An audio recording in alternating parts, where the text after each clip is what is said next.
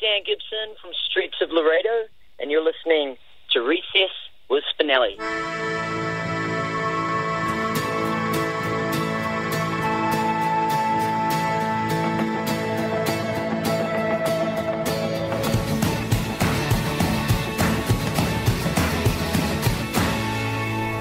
You are listening to Recess with Spinelli here on WSPN, Saratoga Springs, New York, Hoxton FM, London, England, the International Radio Festival, and the New York State Music Blog. And today we are here with Dan, the vocals and guitar of the Brooklyn, by way of New Zealand, Streets of Laredo. Thank you so much for joining me today. Oh, it's good to be here. Thank you, Alex. Now, for your namesake, Streets of Laredo, it comes from a very famous American cowboy ballad in which a dying cowboy relays his story to another younger cowboy. Now, would you say that's appropriate for your band? Being musicians, you are storytellers in a way, so would you say your music is passing a torch in a way to an audience member? Yeah, you know, like my older brother's in the band, and I'm the youngest of two brothers, and yeah, actually, Dave, my older brother's wife's in the band too. She actually came up with the name Streets of Laredo, and yeah, I suppose the story kind of rang true with us, where it was like, you know, it's about an old kind of dying cowboy passing on his knowledge to a young up and coming cowboy, and I suppose like maybe Dave's the old dying cowboy, and I'm the young up and coming one or something. But yeah, we just kind of like the story and the sound of the, you know, the name, and yeah, we definitely we are storytellers. We find ourselves, just in terms of like lyrical content, we always have a kind of narrative about our lives and our experiences. So that's also kind of how it relates too. Actually, out of curiosity, is old American Western music something that's popular in New Zealand?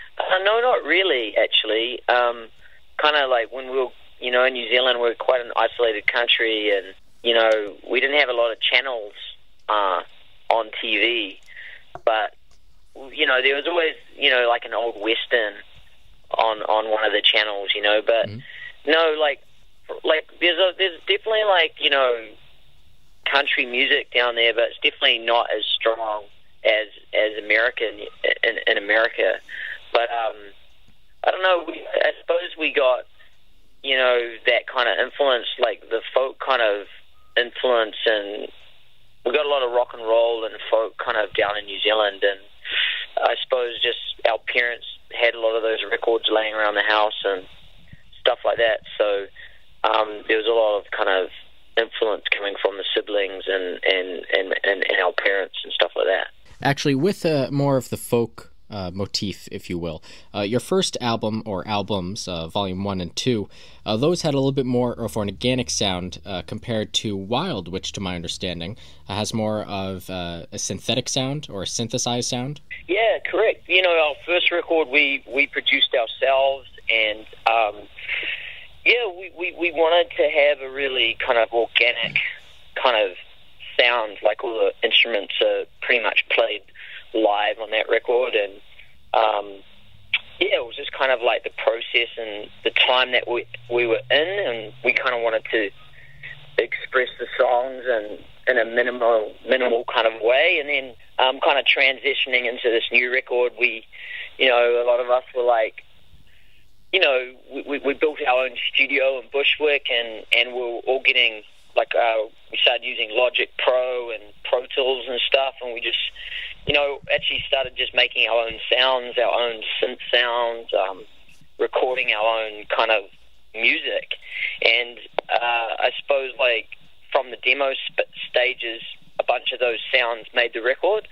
And obviously we got John Agnello on board, who produced the record, and you know, he's just got a huge heritage. You know, he's done like you know, Kurt Weill, Dinosaur Jr., Sonic Youth, so he really brought another sonic aspect to the record. And yeah, we just wanted to bend the genre more. We wanted to do something that really pushed the limits of our genre or our sound.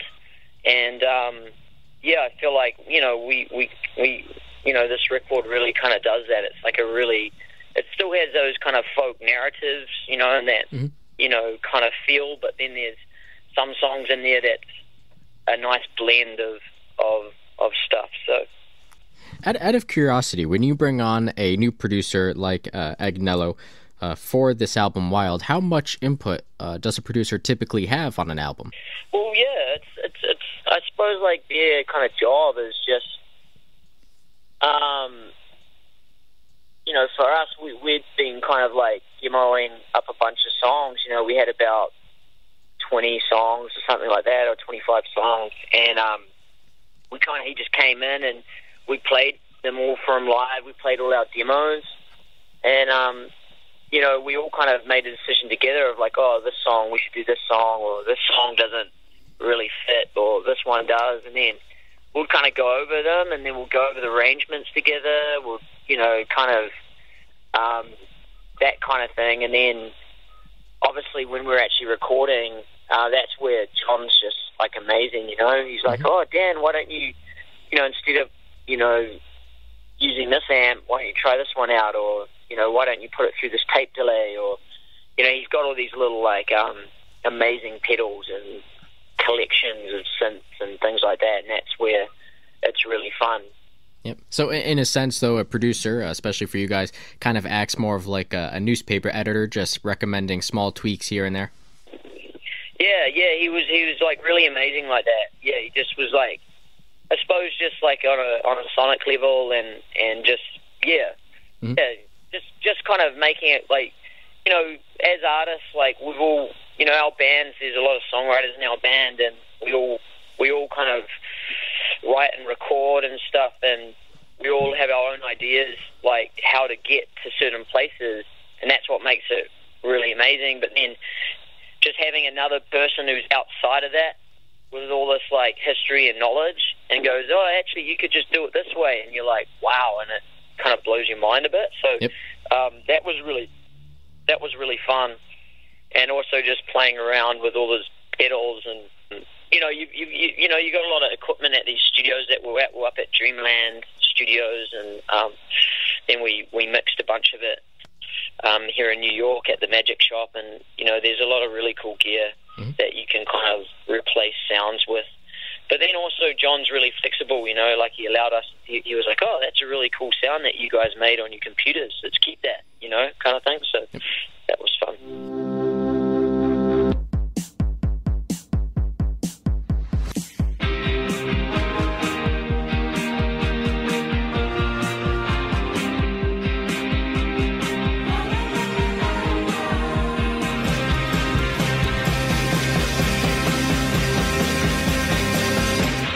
So what would you say, being in New York, or in Brooklyn specifically, offers the streets of Laredo that you couldn't have accomplished, or at least maybe not as easily, back in New Zealand? I think opportunity, you know. New York is it's just kind of like the city of opportunity. There's just so much music here. There's so many bands here, so many great bands here. There's so many great venues to play at. And just so many great studios, it's relatively easy to kind of get around, you know. So for us, it was that. New Zealand's a beautiful country. It's so cool to grow up there, and it's really cool. We're a little bit isolated from the world, so we kind of create our own kind of style of music, and it's really, there's so many great bands coming out of New Zealand, but I think there's a point for every New Zealand band to leave, you know, because we're such a small country, and it's really hard to tour and be playing all the time. And I suppose like that was one of the reasons why we came to New York, just to be able to tour and be able to like get our music to a bigger market. Now, is there any sort of legal issue or any like visa issue when you're coming stateside? Because I know there is with Canadian musicians coming south to the U.S. I imagine there was something similar coming from across the Pacific. Yeah, it was really hard to get visas. I mean, we got our artist visa, which was like really awesome. But yeah, you know, America doesn't make it easy for musicians to come into the country. But luckily we had a few accolades back in New Zealand, which helped the process. So that kind of helps you get your artist visa and things like that. But even today, we're still just on artist visas, and we have to renew them, and we've renewed them 2 times already. So that we have to leave the country and then come back in. So we're hoping we'll be we'll get our green cards really soon if America will accept us. Now, I mean, you've definitely made a home for yourself in Brooklyn, and it definitely seems like you've hit up all the clubs out down there. You've become part of the community. How has Brooklyn, if at all, influenced your sound and merged with more of that New Zealand sound to create something new? Yeah, just the pace of New York City. Like I said before, there's so many great bands. You can go see a band every night, and there's a real sound that comes out of New York City, and there's so many different guys making music at their houses and different studios around it. That really inspires us. The pace, New York's relentless, and just trying to get apartments and trying to just survive in the city is challenging. And for us coming over here in New Zealand and not really understanding how to get a license, how to get an apartment, all those different things, they definitely influence and come into our music, and they come in lyrically and through the storytelling, but also sonically too. So it's definitely been a huge influence on us for sure. Now, do you ever was it a really big risk going from New Zealand to New York? Was that something you guys had to spend a lot of time thinking about, or was it very much a spur of the moment decision? Was it about 6 or 7 years ago at this point? Yeah, it was about 6 years ago. I'd been here once or twice with my old band, and I really liked it. And my older brother Dave had been here a few times, and about 6 years ago, or 6.5 years ago, Dave actually came over here to songwrite with a friend, and we'd kind of finished up our old bands, So Dave was in an old band called Element OP. I was in a band called Kingston, and those bands had kind of come to an end. And Dave actually was over here, and we'd already started kind of recording music together. We made a 5-track demo together. And he was over here, and he gave me a call one night, and he's like, "Hey Dan, we've just got to move to New York. I don't know how we're going to do it, but we're going to move here." And then he called up his wife, and his wife's like, "Yeah, let's do it." And he kind of came back, and we were like, "Yeah, let's just take this band," or it was only the 3 of us at the time. We just decided to just do it. We just decided to, get our visas and just go through all the processes, and literally a year later or 8 months later we were in New York. So it was like a real kind of jump in the water kind of decision, but it's working out. Do you think the fact that it was, especially at the beginning, largely a family enterprise, if you will, still is actually a relatively family band, do you think that made it a little bit easier to take that risk? Oh, definitely. I didn't really know that many people over here. So there's a really small community of Kiwis over here. So, it helped out a lot, just having family, moving over with family for sure.